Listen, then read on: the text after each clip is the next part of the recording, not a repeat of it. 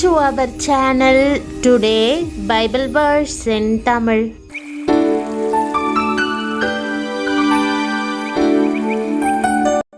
இன்றைய வசனம் சங்கீதம் 27:14. கிறிஸ்துவுக்குள் பிரியமானவர்களே, உங்கள் வாழ்க்கையில் ஒரு காலம் வந்திருக்கிறதா? ஜெபிக்கிறீர்கள், ஆனால் பதில் வரவில்லை. நம்புகிறீர்கள், ஆனால் மாற்றம் தெரியவில்லை. காத்திருக்கிறீர்கள், ஆனால் எத்தனை நாள் என்று தெரியவில்லை. அந்த நேரத்தில் உங்கள் இருதயம் என்ன கூறும் தெரியுமா? தேவன் என்னை மறந்துவிட்டாரோ? இன்னும் எவ்வளவு நாள் நான் உடைந்து போய்விடுவேனோ?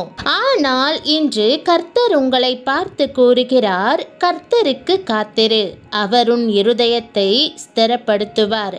திடமனதாயிருந்து கர்த்தருக்கே காத்திரு. இந்த ஒரு வசனத்தில் ஒரு விசுவாசி உடையாமல் எப்படி வாழ வேண்டும், புயலிலும் எப்படி நிலைத்திருக்க வேண்டும், தாமதத்தின் நடுவிலும் எப்படி நம்பிக்கையை இழக்காமல் இருக்க வேண்டும் என்பதற்கான முழு ரகசியமும் இருக்கிறது. இந்த ஒரே ஒரு வசனத்தில் தாவீது எத்தனை ஆழமான சத்தியத்தை நமக்கு விட்டு சென்றிருக்கிறார் என்று பாருங்கள். இது வெறும் மாறுதலான வார்த்தைகள் அல்ல.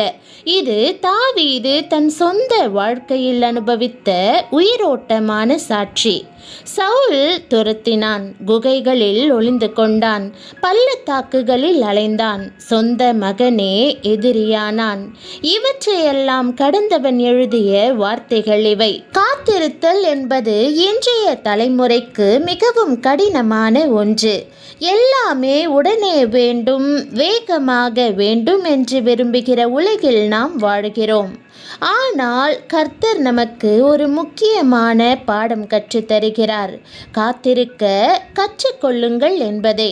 ஆனால் வேதம் வெறுமனே காத்திரு என்று சொல்லவில்லை, கர்த்தருக்கு காத்திரு என்கிறது. யாருக்காக காத்திருக்கிறோம் என்பது மிகவும் முக்கியம். மனுஷனுக்காக காத்திருக்கிறவன் சோர்வடைவான், சூழ்நிலைக்காக காத்திருக்கிறவன் உடைந்து போவான். ஆனால் கர்த்தருக்காக காத்திருக்கிறவன் புது பலன் அடைவான். ஓங்கி உயர்ந்து வளருகிற மரங்கள் ஸ்திரமாய் விளங்க அதன் ஆணி வேர்கள் ஆழமாகவும் உறுதியாகவும் இருக்க வேண்டும். அதுபோல ஆவிக்குரிய வாழ்க்கையில் ஸ்திரப்படுவதற்கு கர்த்தருடனான ஆழமான ஜெபஜீவியம் அவசியம்.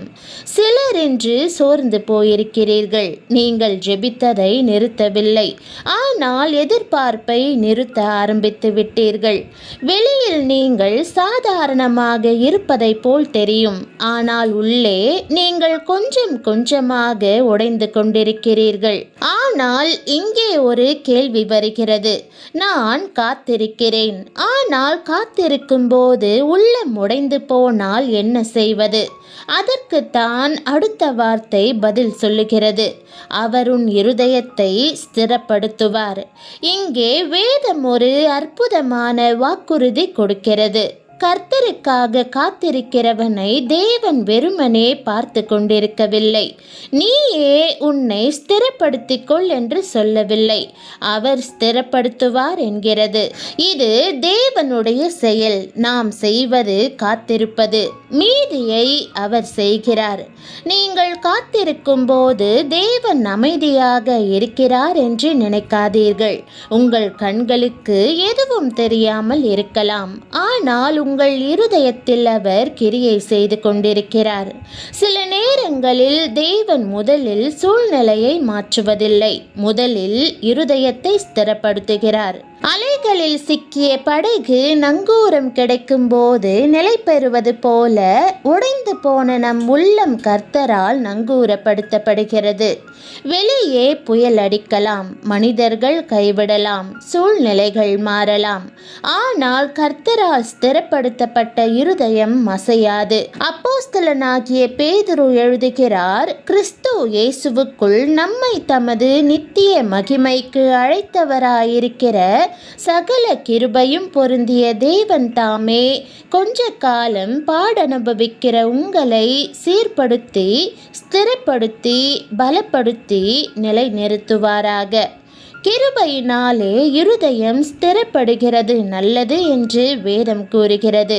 ஒரு பக்கம் கர்த்தருக்கு காத்திருப்பது இருதயத்தை ஸ்திரப்படுத்துகிறது. மற்றொரு பக்கம் கர்த்தருடைய கிருபை இருதயத்தை ஸ்திரப்படுத்துகிறது. ஆனால் இங்கேதான் பெரும்பாலானவர்கள் தோற்று போகிறார்கள். ஏனென்றால் காத்திருப்பின் நடுவில் ஒரு உள்ளார்ந்த போராட்டம் நடக்கிறது. வெளியே பிரச்சனை இல்லாதது போல் தோன்றலாம், ஆனால் உள்ளே பயம், சோர்வு, அவசரம், சந்தேகம் இவையெல்லாம் தாக்க ஆரம்பிக்கும். அந்த நேரத்தில் தேவன் என்ன சொல்கிறார் தெரியுமா? திடமனதா இருந்து. யோசுவாவிடம் கர்த்தர் 3 முறை சொன்னார், பலன் கொண்டு திடமனதாயிரு. ஏனென்றால் அவர் முன்னால் இருந்த சவால்கள் பெரியவை. திடமனம் என்பது கண்ணீர் வராத நிலையல்ல, பயமில்லாத நிலையல்ல. திடமனம் என்பது எல்லாவற்றையும் உணர்ந்தாலும் கர்த்தர் என்னை கைவிட மாட்டார் என்ற உறுதியோடு நிற்பது. இந்த வார்த்தைகளை எழுதிய தாவீது அரண்மனையில் சுகமாக இருந்தபோது எழுதவில்லை. சவுலால் துரத்தப்பட்டவன், குகைகளில் ஒளிந்தவன், தன் சொந்த மகனால் எதிர்க்கப்பட்டவன். அந்த மனிதன் சொல்கிறான், கர்த்தருக்காக பொறுமையுடன் காத்திருந்தேன். அவர் என்னிடமாய் சாய்ந்து என் கூப்பிடுதலை கேட்டார். பயங்கரமான குழியிலும் உளையான சேற்றிலும் இருந்து என்னை தூக்கி எடுத்து என் கால்களை கண்மலையின் மேல் நிறுத்தி என் அடிகளை உறுதிப்படுத்தி நமது தேவனை துதிக்கும் புதுப்பாட்டை அவர் என் வாயிலே கொடுத்தார். வசனம் இறுதியில் மீண்டும் சொல்கிறது, கர்த்தருக்கே காத்திரு. வேறு எங்கும் நோக்காமல், வேறு யாரையும் நம்பாமல் கர்த்தர் ஒருவரையே நோக்கி காத்திருப்பது. ஏசாயா 49:23 சொல்கிறது, சோர்ந்து போகிறவனுக்கு அவர் பலன் கொடுத்து சத்துவமில்லாதவனுக்கு சத்துவத்தை பெருக பண்ணுகிறார். இது கர்த்தரின் மாறாத வாக்குதத்தம். அவர் தாமதிக்கலாம், ஆனால் தவற மாட்டார். பிரியமானவர்களே, இன்று உங்கள் வாழ்க்கை பயங்கரமான குழியில் இருக்கலாம், உளையான சேற்றில் இருக்கலாம், உள்ளம் சோர்ந்திருக்கலாம், நீங்கள் எல்லோரிடமும் சிரித்து கொண்டிருக்கலாம், ஆனால் இரவில் அமைதியாக அழுகிறவராக இருக்கலாம். ஆனால் தாவீது சொன்ன அதே தேவன் இன்றும் ஜீவனுள்ளவராக இருக்கிறார். இன்று நீங்கள் அழுகையோடு காத்திருக்கலாம், ஆனால் ஒரு நாள் நீங்கள் சாட்சியோடு பேச போகிறீர்கள். நீங்களும் நீடிய பொறுமையோடிருந்து உங்கள் இருதயங்களை ஸ்திரப்படுத்துங்கள். கர்த்தரின் வருகை சமீபமாய் இருக்கிறது. இந்த செய்தி உங்கள் இருதயத்தோடு பேசியிருந்தால் கமெண்டில் நான் கர்த்தருக்கே காத்திருப்பேன் என்று எழுதுங்கள். இந்த வீடியோவை காத்திருக்கிற ஒருவருக்கு அனுப்புங்கள். ஏனென்றால் சில நேரங்களில் ஒரு வசனம் மனிதனை உடையாமல் காப்பாற்றும். கர்த்தர் உங்கள் இருதயத்தை ஸ்திரப்படுத்துவாராக. ஆமென்.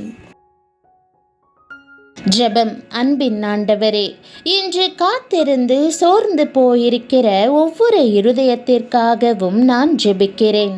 பதில் வராத ஜெபங்களினால், தாமதமான வாக்குதத்தங்களினால் உள்ளே உடைந்து கொண்டிருக்கிற உம்முடைய பிள்ளைகளை இன்று நீர் தேற்றும் ஆண்டவராக இருக்கிறீர். கர்த்தாவே, கர்த்தருக்கு காத்திரு, அவர் உன் இருதயத்தை ஸ்திரப்படுத்துவார் என்று சொன்ன நீர் இன்று கலங்கிய இருதயங்களை ஸ்திரப்படுத்தும். பயத்தினால் சோர்ந்த இருதயங்களுக்கு தெய்வீக பலத்தை தாரும். காத்திருக்கிற நேரத்திலும் நீர் கிரியை செய்கிற தேவன் என்பதை அவர்கள் அனுபவிக்க செய்யும். தாவீதை போல காத்திருப்பின் நடுவிலும் உம்மை நம்புகிற திடமனதை உமது பிள்ளைகளுக்குள் ஊற்றும். சோர்வின் கட்டுகள் கழன்று போகட்டும், நம்பிக்கையின் கட்டுகள் கழன்று போகட்டும். தேவனை என்னை மறந்து விட்டாரோ என்று அழுகிற இருதயங்களுக்குள் மீண்டும் நம்பிக்கையை உயிர்ப்பியும். கர்த்தாவே, பயங்கரமான குழியிலிருந்தும் உளையான சேற்றிலிருந்தும் உமது பிள்ளைகளை தூக்கியடும். அவர்களுடைய கால்களை கன்மலையின் மேல் நிறுத்தும்.